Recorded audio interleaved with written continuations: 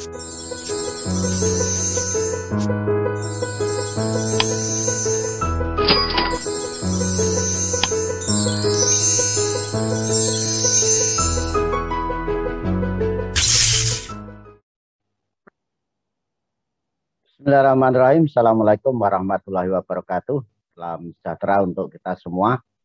Adik-adik, para pelajar atau peserta didik jenjang SMA, SMK, MA, MAK, SMA LB, dan paket C dimanapun saja berada, khususnya kelas 10 yang baru saja naik kelas 11, saya ucapkan selamat dan segera bersiap diri.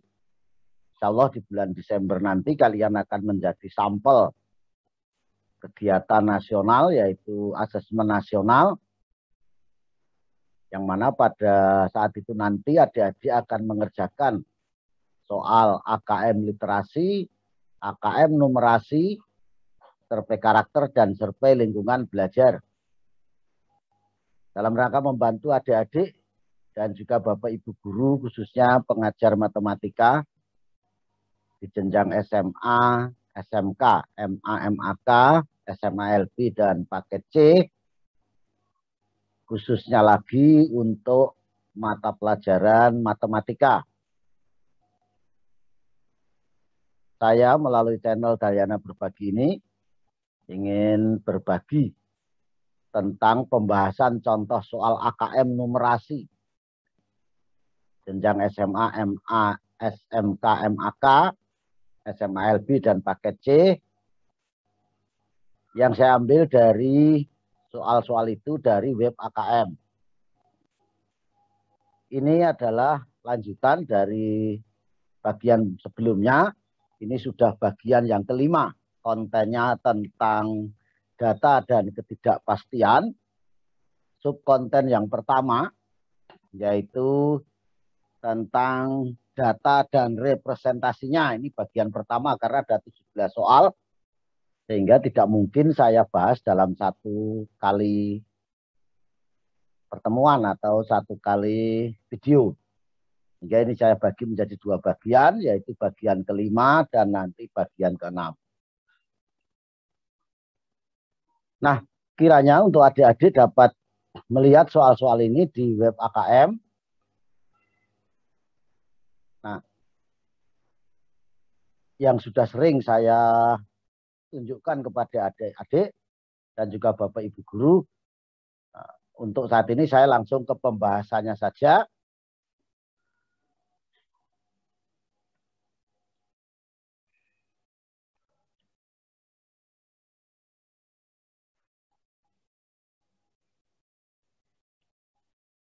Nah, jadi sekali lagi ini adalah bagian kelima, yaitu konten data dan ketidakpastian.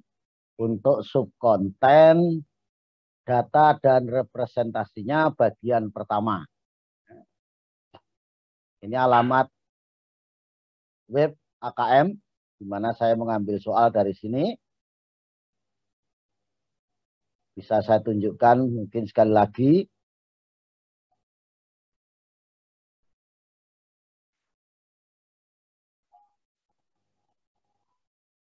Nah, ini jadi ya alamatnya https:// puspendik.kemdikbud.go.id/akm/. Di sini ada ayo coba, ini sudah saya bahas baik jenjang SD, SMP, SMA, SMK. Nah, yang akan kita bahas adalah tentang contoh soal ini. Levelnya level 5, kelas 9, 10. Ini yang numerasi ya. Kelas 10 ada 60 soal yang akan kita bahas ini. Ada 19 soal untuk data dan representasinya. Jadi kalau nanti akan saya bahas nomor 1 sampai 12. Nah ini nomor 1 pilihan ganda. Investasi adalah judulnya adalah emas. Investasi yang menguntungkan. Investasi adalah penanaman modal untuk satu atau lebih aktiva yang dimiliki dan biasanya berjangka waktu lama dengan harapan mendapatkan return di masa yang akan datang. Keputusan penanaman modal tersebut dapat dilakukan oleh individu atau suatu entitas yang mempunyai kelebihan dana. Investasi selalu memiliki dua sisi, yaitu return dan risiko. Berikut ini disajikan grafik harga emas Antam pada bulan Mei 2019. Nah, ini grafiknya. Dengan melihat grafik harga emas di atas, tentukan pernyataan di bawah ini bernilai benar atau salah. Nah, ini pertanyaannya. Harga emas pada 17 Mei adalah Rp595.000. Harga emas pernah mencapai Rp605.000. Perbedaan harga emas di awal dan di akhir bulan Mei adalah lebih dari 15.000. Secara umum, harga emas pada bulan Mei adalah menurun. Nah, di sini ada kunci jawabannya. Nah, benar-benar salah. Padahal ini ada 4. Kuncinya cuma ada benar-benar salah. Berarti yang keempat belum ada. Nah, begitu. Jadi ini ada kuncinya semua. Cuma pembahasan lengkapnya tidak ada. Oleh karena itu, saya membantu adik-adik, juga Bapak Ibu guru, juga para orang tua yang kebetulan memiliki putra, putri, atau cucu. Saat ini kelas 11. Kelas 10 baru naik kelas 11. Dengan harapan mudah-mudahan pembahasan ini mempermudah dan menyenangkan adik-adik sehingga adik-adik menjadi senang matematika karenanya. Amin. Nah, ini saya langsung saja ke sini. Jadi ada 19 soal ya. Tidak mungkin sekali saya bahas ini 19 soal ini.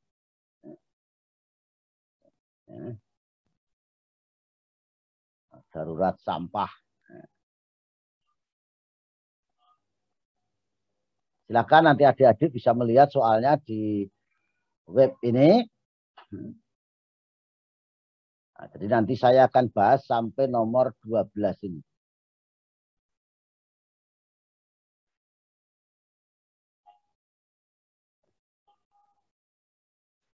Nomor 11 ya Bapak Ibu ya dan adik-adik ya.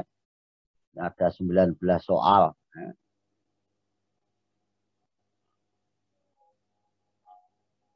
Nah, ini sudah nomor 19 ini terakhir. Baru nanti bagian yang subkonten yang berikutnya. Tuh. Lagi soal itu saya ubah ke dalam bentuk PowerPoint. Nah, jadi sekali lagi soal tadi ini adik-adik ya silakan nanti dilihat soalnya. Ya. Kemudian bagaimana pembahasannya? Mari kita ikuti pembahasan ini. Insya Allah saya bahas pelan-pelan dan dengan sejelas-jelasnya. Kalau masih kurang jelas silakan boleh ajukan pertanyaan melalui komentar di bawah video ini. Ini jadi ini sudah saya bahas. Ayo coba kemudian memahami dan menggunakan perbandingan trigonometri 12 soal itu saya bahas di bagian pertama. Menghitung volume dan luas permukaan 5 segi N, kerucut dan bola 9 soal saya bahas di bagian kedua. Aljabar, persamaan dan pertaksamaan, kemudian relasi dan fungsi. Yang persamaan dan pertaksamaan saya bahas di bagian ketiga, relasi dan fungsi di bagian keempat. Data dan ketidakpastian 9 soal ini saya bahas menjadi 2 bagian, yaitu bagian kelima dan keenam. Dan yang terakhir itu nanti bagian ke-7. Sabar ya adik-adik. Ini masih sampai di bagian kelima. Bagaimana? Ini kompetensi yang diukur, menentukan dan menggunakan ukuran penyebaran data, yaitu jangkauan, simpangan, dan variansi. Akan sampai ke simpangan baku. Nomor 1, pilihan ganda kompleks. Tadi, emas, investasi yang menguntungkan, tanda tanya. Apakah benar? Tadi sudah saya baca ya, investasi adalah penanaman modal untuk satu atau lebih aktiva yang dimiliki dan biasanya berjangka waktu lama dengan harapan mendapatkan return di masa yang akan datang. Keputusan penanaman modal tersebut dapat dilakukan oleh individu atau suatu entitas yang mempunyai kelebihan dana. Ya kalau dana tidak lebih masa mau investasi. Ya. Investasi selalu memiliki dua sisi, yaitu return, keuntungan, dan resiko. Berikut ini disajikan grafik harga emas Antam pada bulan Mei 2019. Ini grafiknya. Pertanyaannya, dengan melihat grafik harga emas di atas, tentukanlah pernyataan di bawah ini bernilai benar atau salah. Nah, kalau di web AKM di bawah, untuk menyingkat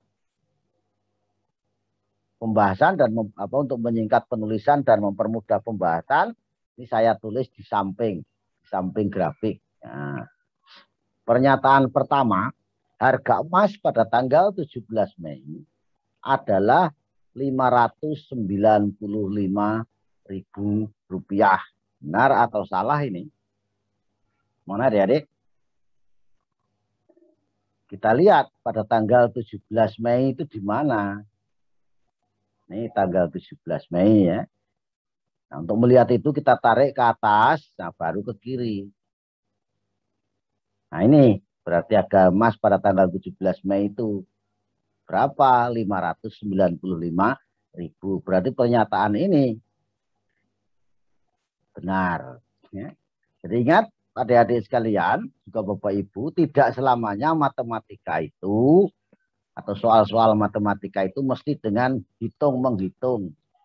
Kalau melihat grafik begini kan tidak perlu menghitung. Ya. Ya. Bisa dipahami nih, bisa dimengerti ya. Sekarang kita lihat pernyataan kedua. Harga emas pernah mencapai Rp605.000. Benar? Nah, ini pernah mencapai Rp605.000. Nah, yaitu pada tanggal berapa ini? Ya. Ini tanggal di sini ya. Karena ini kan pembagiannya tidak sama ya. Di pernyataan ini benar.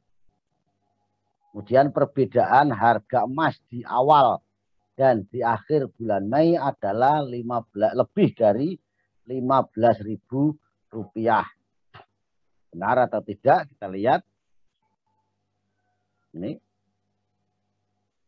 Nah, di bulan Mei itu kira-kira ya di sini ya, apa di awal bulan Mei, kalau ini sini kan 5.000, berarti kira-kira 586.000. Kemudian di akhir Mei, ini 600.000. Jadi selisih harganya berapa? 14.000.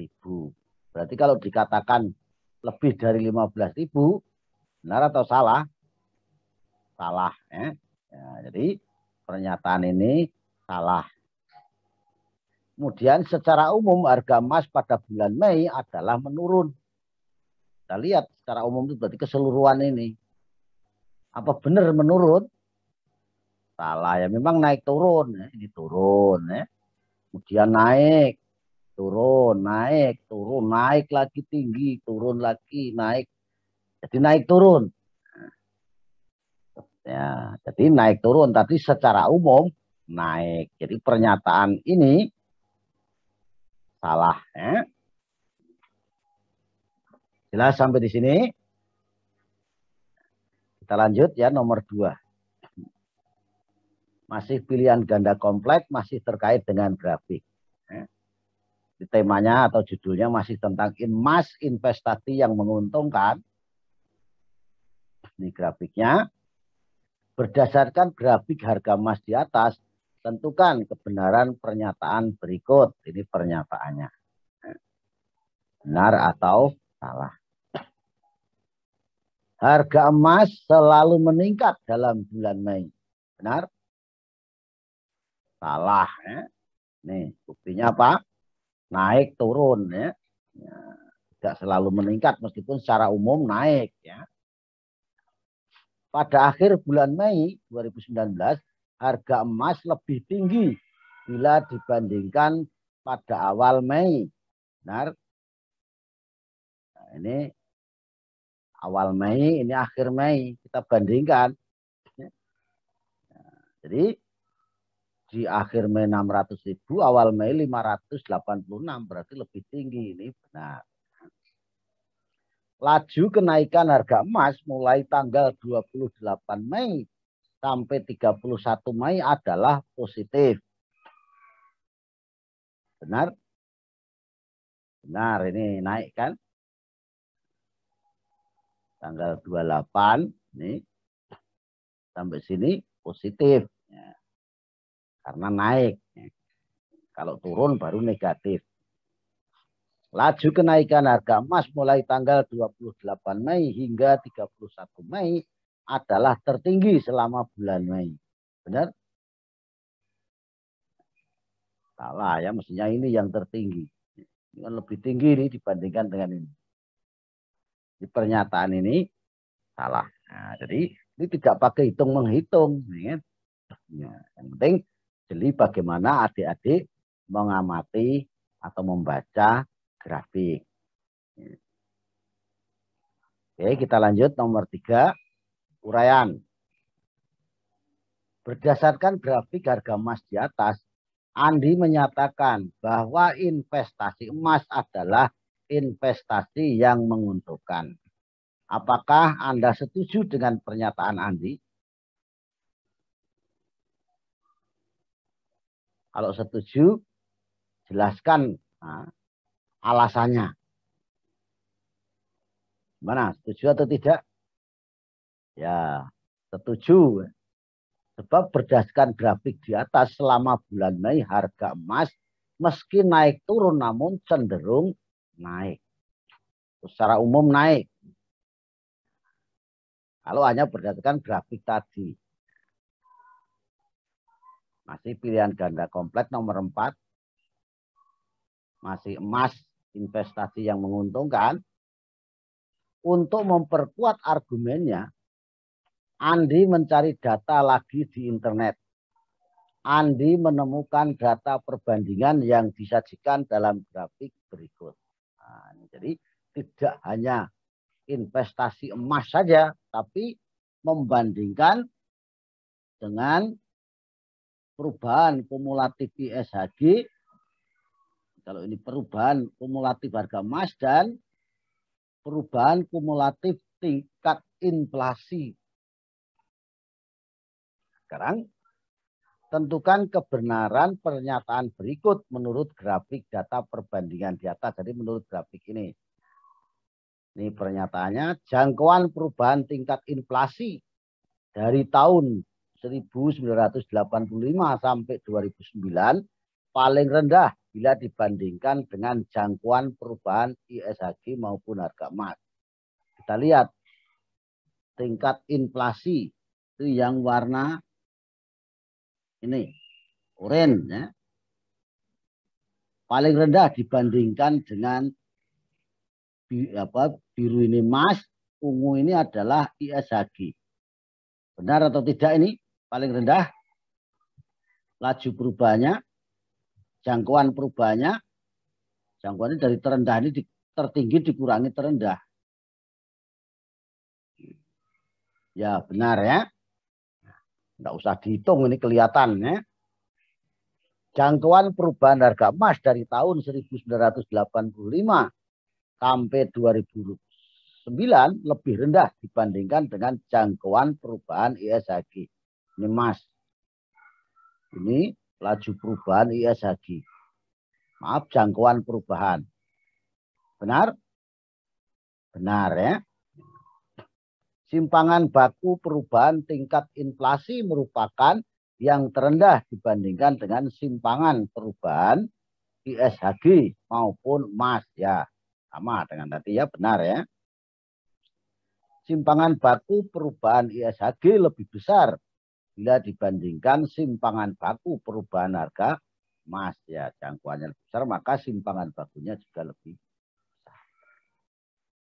Ini benar semuanya.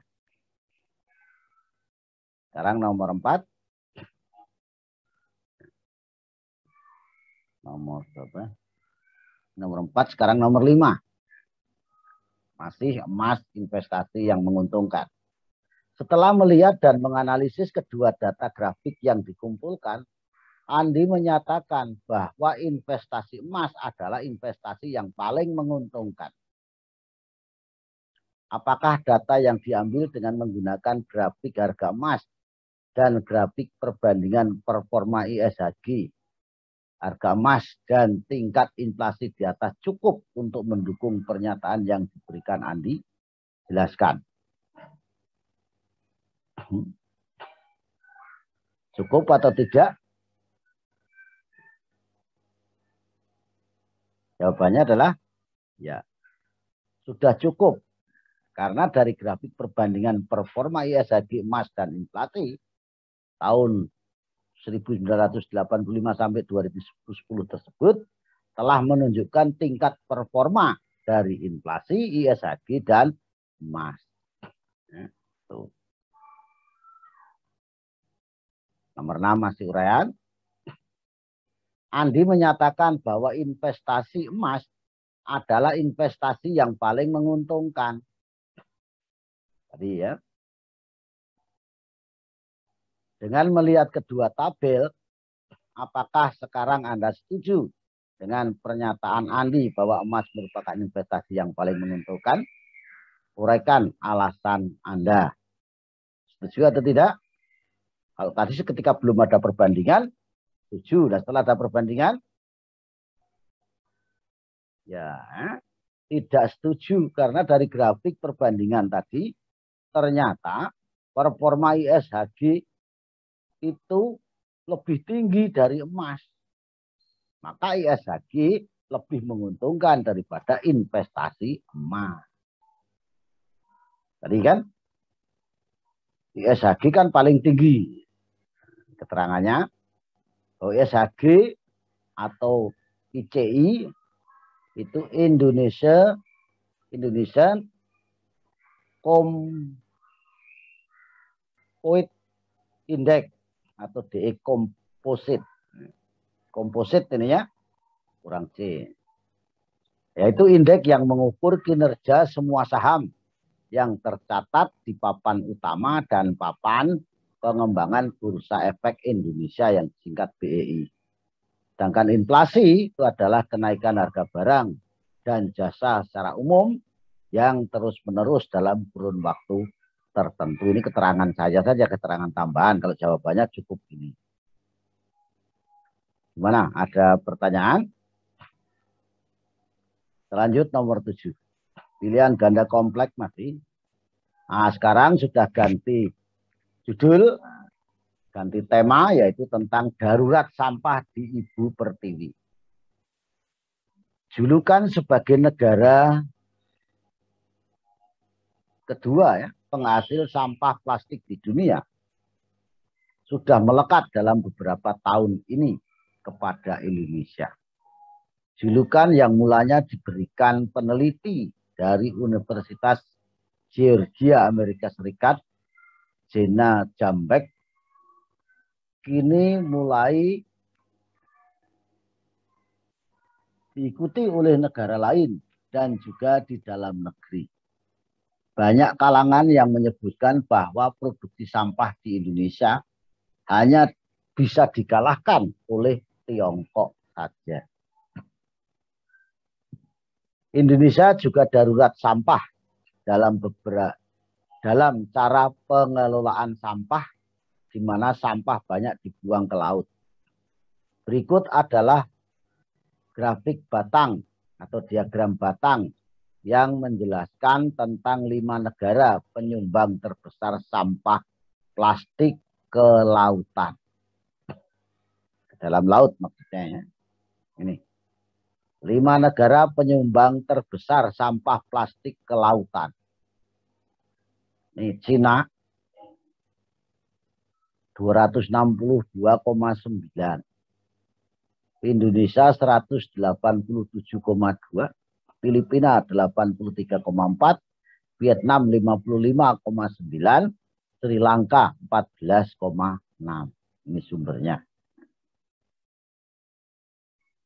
Pertanyaannya, berdasarkan grafik di atas, jadi grafiknya saya ambil lagi, tapi yang diperlukan saja, tentukan kebenaran pernyataan di bawah ini. Indonesia merupakan negara kedua terbesar penyumbang sampah plastik ke lautan. Benar ya? Nah, tadi sudah disebut-sebut, nah ini jelas kelihatan ini kedua. Sri Lanka menyumbangkan 14,6 ton sampah plastik ke lautan. Sri Lanka. Nih, 14,6 ton, betul ya. Cina yang menempati posisi pertama menyumbangkan lebih dari 10 kali lipat sampah plastik ke lautan dibandingkan banyak sampah plastik yang disumbangkan oleh negara yang menempati posisi kelima. Posisi kelima tadi ditempati oleh ya Sri Lanka. Nih, kita bandingkan.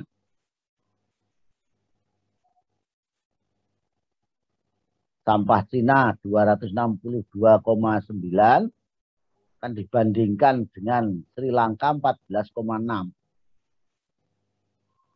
Ini 18 kali sampah Sri Lanka.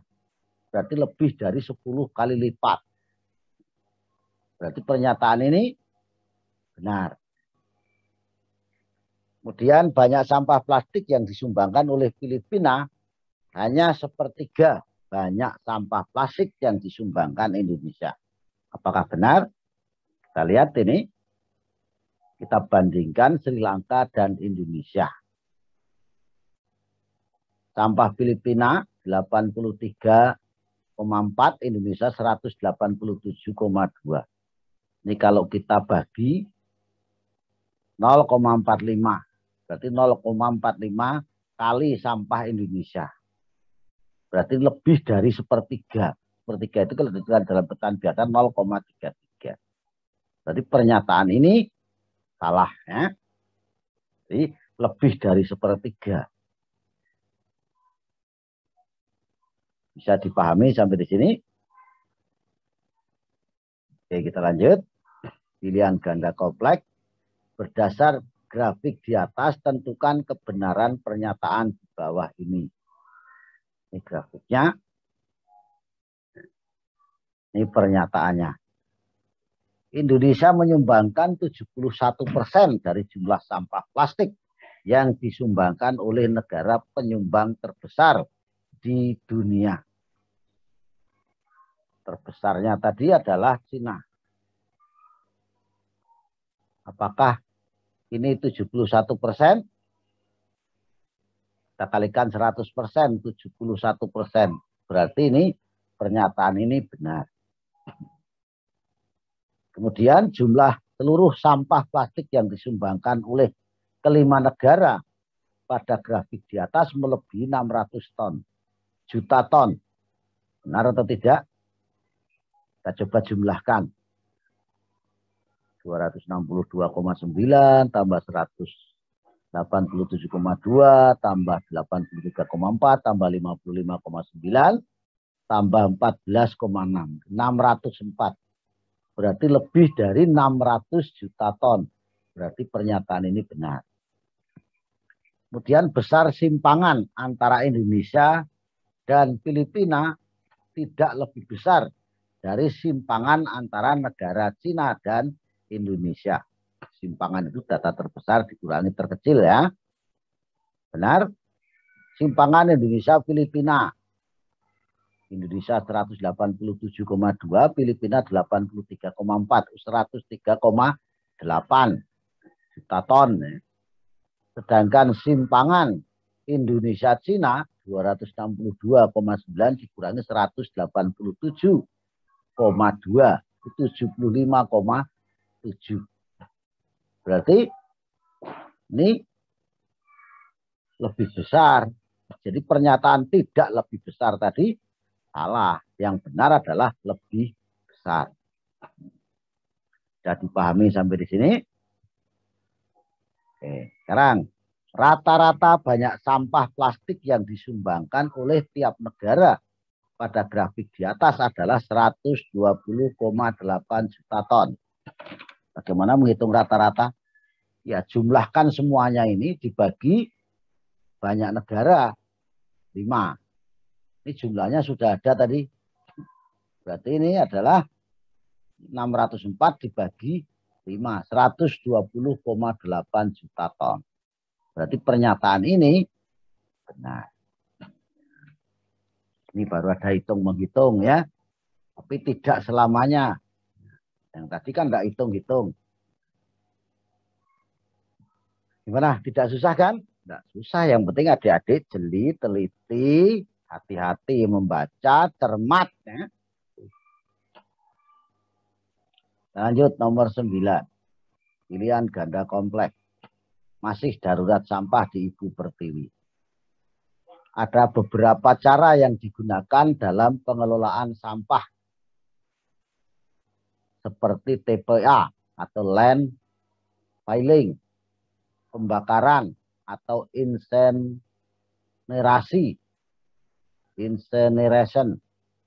atau daur ulang, recycling. Cara pengelolaan yang umum digunakan di Indonesia adalah membawa sampah ke tempat pembuangan akhir atau TPA. Sedangkan sebagian kecil didaur ulang. Berikut adalah grafik pengelolaan sampah di Indonesia. Ditimbun di TPA, dikubur, dikompos dan didaur ulang, tidak dikelola atau tidak terkelola, kemudian ini 5% dibakar. Pertanyaannya, berdasarkan grafik pengelolaan sampah di atas, tentukan kebenaran pernyataan berikut. Ini pernyataannya. Sebanyak 69% dari total sampah di Indonesia dibuang di TPA. Benar? Ya, benar nih ya. Jelas ya. Kemudian kurang dari 10% sampah yang dikelola dengan cara dikubur. Mana dikubur? Ini. Berapa persen? 10%. Berarti pernyataan ini salah. Mestinya pas 10%. Banyak sampah di Indonesia yang tidak dikelola sama dengan sampah yang didaur ulang. Tidak dikelola ini dan dikompos atau didaur ulang. Benar? Ya benar, sama-sama 7%. Ya. Banyak sampah yang ditimbun di TPA lebih dari 3 kali. 3 kali lipat banyak sampah yang dikelola dengan cara lainnya. Dengan cara lainnya berarti ini jumlahnya ini 10 tambah 7 tambah 7 tambah 5. Yaitu 29%. Nah, kalau ini dikalikan 3 atau 3 kali lipatnya 87. Nah sekarang banyak sampah yang ditimbun lebih dari 3 kali lipat.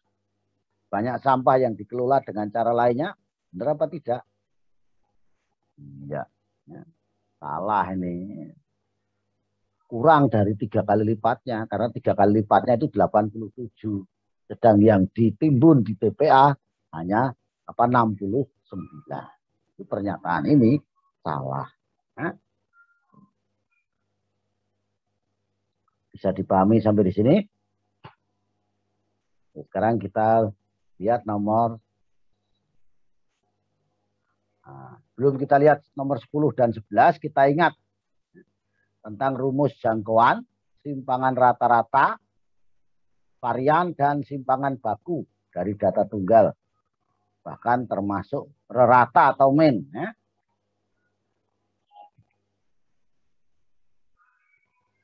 Kalau rata atau rata-rata atau min, bagaimana rumusnya? Jangkauan, gimana jangkauan? Jangkauan atau simpangan atau ring.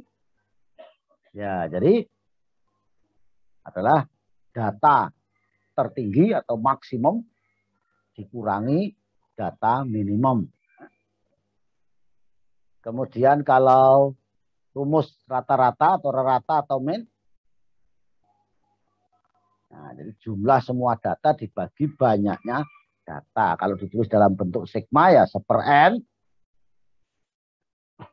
kali sigma x i, di mana i itu mulai dari 1 sampai dengan n.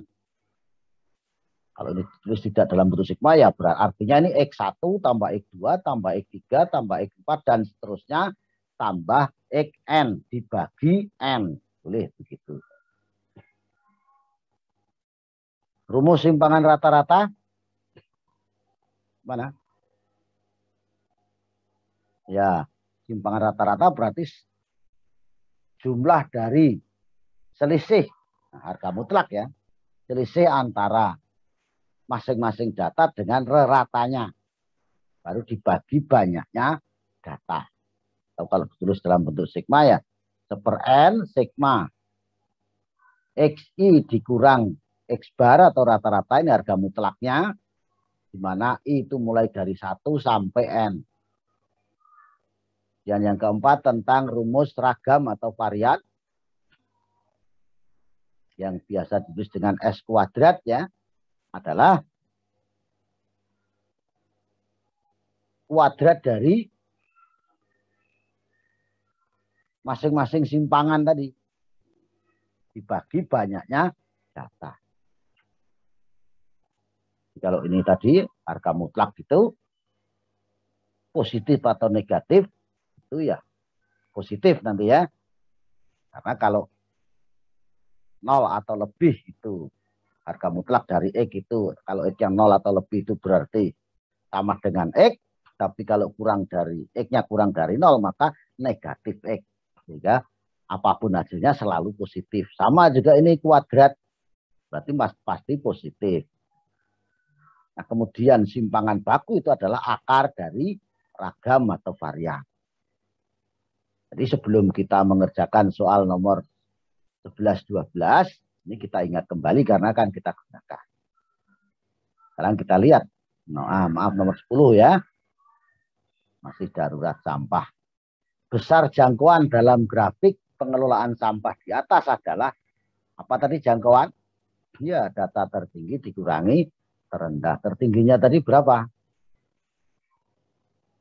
69%. Terendahnya 5%. Ya, jadi jangkauannya adalah tadi data terbesar dikurangi data terkecil, 69 dikurangi 5 sama dengan 64%. Jadi jawabannya adalah D. Nah, tidak susah kan? Terus nomor 11. Masih tentang darurat sampah. Nilai simpangan rata-rata pada grafik sampah di atas akan titik-titik jika dibandingkan dengan nilai simpangan bakunya. Kita lihat simpangan rata-ratanya. Apa nanti ya pilihannya apakah sama, berbeda, lebih besar, lebih kecil, tidak dapat ditentukan dari grafik. Kita lihat tadi. Rata-ratanya dulu kita hitung. Berarti 69 tambah 10 tambah 7 tambah 7 tambah 5 dibagi 5. Nih, jadi ini 98 bagi 5, 19,6. Nah, kemudian simpangan rata-ratanya.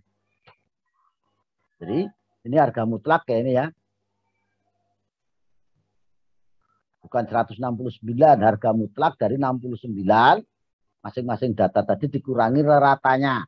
19,6 ditambah 10 dikurangi 19,6, tapi harga mutlaknya dikurangi ditambah harga mutlak dari 7 dikurangi 19,6, tambah lagi harga mutlak dari 7 dikurangi 19,6 ditambah harga mutlak dari 5 dikurangi 19,6. Karena ini harga mutlak ya, meskipun dia nanti negatif hasilnya akan positif. Ini kalau dikurangi kan 10 dikurangi negatif, dikurangi 19,6 itu kan negatif 9,6.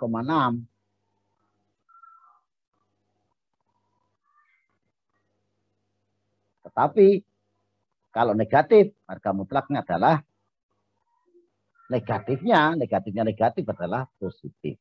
Hingga ini kalau dihitung 98,8 dibagi 5, 19,76% atau 0,8 ya enggak apa-apa. Kalau 1 desimal, kalau 2 desimal 19,76. Nah, sebelum menghitung simpangan baku kita hitung dulu variannya. S kuadrat. Jadi ini 69 dikurangi 19,6 tadi adalah 49,4 dikuadratkan. Ini 10 dikurangi 19,6 itu negatif 9,6 dikuadratkan. Begitu seterusnya. Ini sama hasilnya pengurangannya dengan ini, cuma kalau ini negatif ya. Tapi negatif dikuadratkan juga positif. Ini kalau dihitung hingga hasilnya 3063,2 dibagi 5 itu 612,94%. Itu untuk varian atau ragamnya. Nah, simpangan bakunya adalah akarnya.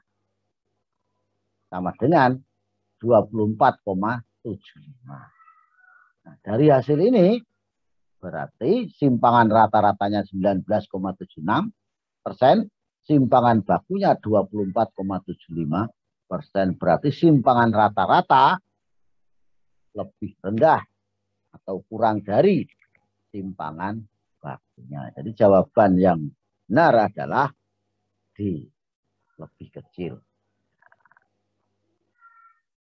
Sampai di sini ada pertanyaan?